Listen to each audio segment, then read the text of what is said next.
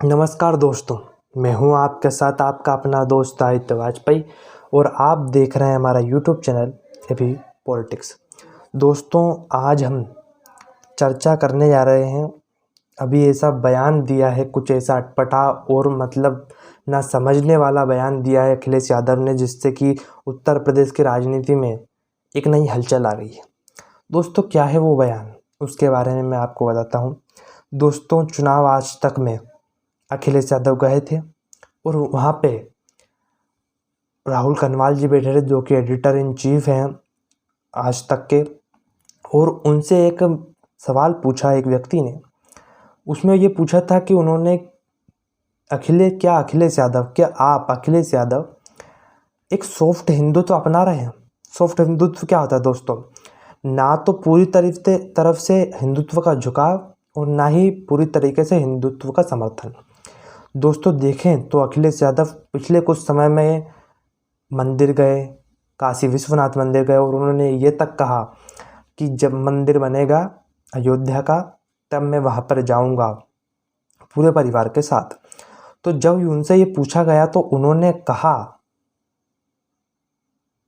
कहा उस व्यक्ति से कि हम बीजेपी से भी बड़े हिंदुत्व हैं। तो दोस्तों, उनको मैं ये कहना चाहता हूँ कि आप बीजेपी से आपकी तुलना ना करें, क्योंकि बीजेपी ने जो श्री राम के लिए कहा है वो कोई भी पार्टी नहीं कर सकती और किसी में हिम्मत भी नहीं। आपके पिताजी मुलायम सिंह यादव ने तो जहाँ पे जो सिर्फ समर्थन कर रहे थे अयोध्या में राम मंदिर बनवाने के लिए, उन पर गोली चलवाई थी और निहत्थे कार सेवक को मार दिया था। और उनके मुंह से ऐसी बातें करना थोड़ा सा आश्चर्यजनक लगता है। और मैंने अपने थंबनेल में भी लिखा है कि सिर्फ चुनाव के वक्त आए सिर्फ राम। तो दोस्तों, ये क्या है राजनीति में आजकल हम देखें तो जितनी भी पार्टियां हैं, बीजेपी को छोड़ दे, जितनी भी पार्टियां हैं वो मतलब क्यों ये सॉफ्ट हिंदुत्व अपना रही हैं। दोस्तों, आजकल हम देखें कि जो हिंदू है वो एक आक्रामक रूप अपनाने लग गया है। कैसा आक्रामक रूप? दोस्तों, पहले जो था कि हमारे देवी देवताओं को कोई भी कुछ बोल देता था तो किसी को कुछ फर्क नहीं पड़ता था। पर दोस्तों, आजकल हम देखें तो कुछ भी होता है हमारे धर्म से रिलेटेड, अगर हमारे धर्म पर एक पत्थर भी फेंका जाता है ना किसी मंदिर के ऊपर, तो हम देखें तो ट्विटर पे एक हैशटैग ट्रेंडिंग टॉपिक बन जाता है कि मंदिर पर क्यों पत्थर फेंक रहे हैं। एक अभी सीरीज आई थी तांडव, तो उसमें हिंदुओं के विरुद्ध ऐसी आपत्तिजनक चीज़ें बताई गई थी जिससे कि ट्रेंडिंग चलने लग गया और तांडव को बैन करवा दिया। एक सीरीज आई थी जिसमें एक मंदिर में एक मुस्लिम लड़का एक हिंदू लड़की को चुंबन करता है, तो वो जब पता चला कि ऐसा कुछ है उस सीरीज में, तो फिर ट्रेंडिंग होने लग गया और उसको हटवा दिया। तो दोस्तों, क्या हिंदुओं में एक जागरूकता आ रही है जिससे कि जितनी भी पार्टियां हैं, हम देखें ममता बनर्जी भी थोड़ा थोड़ा हिंदू का गान गाने लग गई है। इस चुनाव में हमने देखा कि वो हिंदू मंदिर भी गई, जबकि पहला ऐसा कुछ भी नहीं था।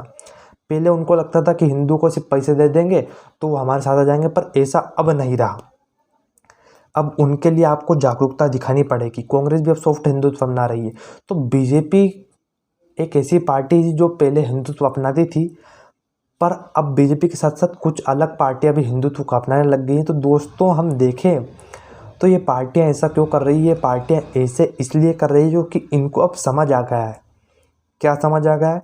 कि अगर ये सिर्फ मुसलमानों के साथ चलेंगे तो ये चुनाव नहीं जीत सकते, क्योंकि 2014 के चुनाव में यही हुआ कि ये मुसलमानों के साथ गए, 2019 के चुनाव में गया कि ये मुसलमानों के साथ जाएंगे और बाकी अन्य जातियों के साथ जाएंगे जो इनको वोट करती हैं, तो ये धराशायी हो गए। इनको भी मालूम चल गया है, तो ये अब टारगेट करेंगे हिंदुओं को कि हिंदू हमको वोट दो।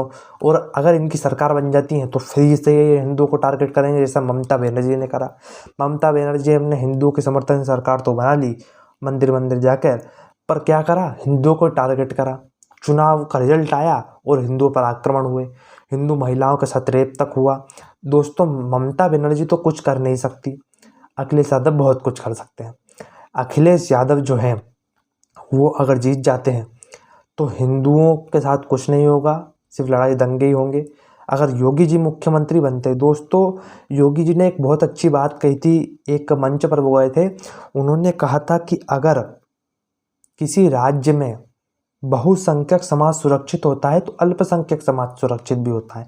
यानी कि अगर किसी स्टेट का जो कम 10% आबादी है वो अगर सुरक्षित नहीं है तो दूसरों पर आक्रमण करेंगे। दोस्तों आपने देखा होगा कि 10 लोग अगर सामने खड़े हैं और एक व्यक्ति है तो वो 10 को मार सकता है, 10 में से 3 मार सकता है, जबकि वो कितने मारेंगे, एक को ही मार पाएंगे। तो दोस्तों ऐसा ही होता है, जो 10% आबादी रहती है वो कम से कम 30% को मार सकती है, पर वो 100% मिलकर 10% को ही मार पाएंगे। तो दोस्तों जहाँ पर बहुसंख्यक समाज सुरक्षित होता है ना, वहाँ पे अल्पसंख्यक में सुरक्षित होता है। हम उत्तर प्रदेश में देखें, उत्तर प्रदेश में दंगे होते हैं, वहाँ पे बहुसंख्यकों को भी कभी कभी मारा जाता है। तो दोस्तों अगर बहुसंख्यकों को अल्पसंख्यकों ने मारा तो वो तो वैसे ही बहुसंख्यक हैं, वो भी मारेंगे, तो अल्पसंख्यकों को भी मारा जाता है। तो दोस्तों इससे दोनों ही समाज सुरक्षित नहीं होते। ये हमने देखा समाजवादी पार्टी की सरकार में। समाजवादी पार्टी की सरकार में जहाँ मुजफ्फरनगर में दंगे हुए तो उसमें हिंदू कम मारे गए, अल्पसंख्यक ज़्यादा मारे गए। तो दोस्तों लड़ाई दंगा होता है ना, तो अल्पसंख्यक भी मरते हैं और बहुसंख्यक भी बनते हैं। पर हमने बीजेपी की पिछली 5 साल की सरकार में देखा कि कोई दंगा हुआ ही नहीं, चुटकर पुटकर झटके हुई और उनमें लड़ाई नहीं हुई, किसी की मृत्यु नहीं हुई। पर दोस्तों क्यों नहीं हुआ? क्योंकि भारतीय जनता पार्टी की सरकार में बहुसंख्यक समाज सुरक्षित है। सपा की पार्टी की सरकार में सुरक्षित नहीं था, इसलिए वहाँ पे लड़ाई दंगे होते थे और दोनों पक्षों की मृत्यु होती थी, अल्पसंख्यकों की मृत्यु होती थी और बहुसंख्यकों की मृत्यु होती थी। तो योगी जी का ये कहना बिल्कुल सत्य बात है, ये प्रैक्टिकली भी सत्य है। तो दोस्तों हम देखें तो अखिलेश यादव ये क्यों कह रहे हैं, तो दोस्तों उनको ये समझ आ गया है कि अगर वो 2019 की तरह 2017 की तरह सिर्फ मुसलमान, यादव और जाटव वोटर पर रहेंगे, जाटव तो उनको देते भी नहीं, वो तो बहुजन समाजवादी पार्टी की तरफ से आ गए थे उनको पिछली बार 2019 के लोकसभा चुनाव में। पर अगर वो यादव और सिर्फ मुसलमानों के भरोसे रहेंगे तो इस बार का चुनाव उनसे जीतने से तो रहा। दोस्तों हम देखें तो उत्तर प्रदेश में दोहरीकरण बहुत होता है। समाजवादी पार्टी मुसलमानों को टिकट देती है, किंतु उत्तर प्रदेश में भारतीय जनता पार्टी ने पिछले चुनाव में, लोकसभा चुनाव में, विधानसभा चुनाव में एक भी मुस्लिम उम्मीदवार को वोट नहीं दिया। यानी कि उत्तर प्रदेश की जो गवर्नमेंट फॉर्मेशन हुआ जिसमें 325 विधायक सदन में थे, उनमें से एक भी मुस्लिम नहीं था। पार्टी का मंत्री बनाए गए अल्पसंख्यक दर्जे के मंत्री मोहसिन रजा साहब, पर वो विधान परिषद से चुन के आ रहे थे। किंतु जो करंट पार्टी थी बीजेपी, यानी कि जो सत्ताधारी पार्टी की, उसका एक भी विधायक 19% आबादी का हिस्सा ना हो, तो हम समझ सकते हैं कि वो पार्टी एक पक्ष की तरफ कितनी झुकी हुई है। और समाजवादी पार्टी के 47 विधायक आए थे, जिसमें से 9-10 तो मुसलमान ही थे, तो हम समझ सकते हैं कि वो पार्टी का झुकाव कितना है उस समाज के प्रति। तो दोस्तों किसका होगा उत्तर प्रदेश, ये तो देखने वाली बात है। और किसके साथ जाएंगे हिंदू और किसके साथ जाएंगे मुसलमान, और क्या अखिलेश यादव का ये दाव फिट बैठेगा, ये तो वक्त ही बताएगा।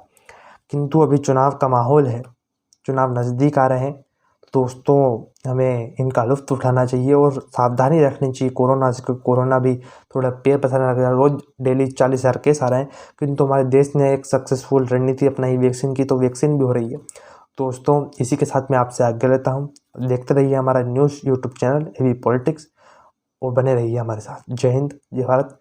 अपना बहुत ख्याल रखिए।